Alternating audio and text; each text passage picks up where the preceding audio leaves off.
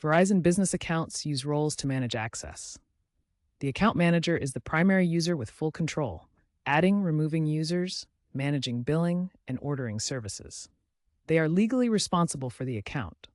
Authorized users are secondary, with limited permissions set by the account manager, like viewing billing history or managing specific devices. Account managers have overarching authority.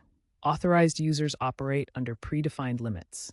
Account managers bear ultimate liability. Authorized users are support roles. Recent enhancements in Verizon's user management include multi-factor authentication for all users, enhancing security against cyber threats.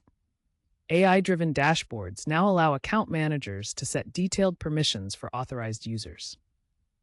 Additionally, authorized users can be assigned to manage specific IoT device fleets, supporting Verizon's enterprise digitalization efforts. Looking ahead, future trends emphasize digital-first management, where authorized users handle routine tasks through self-service portals, reducing support needs. AI is expected to automate permission audits, and predictive analytics may enable dynamic user assignments based on forecasted usage needs. These developments balance security with usability, preparing Verizon for evolving enterprise needs.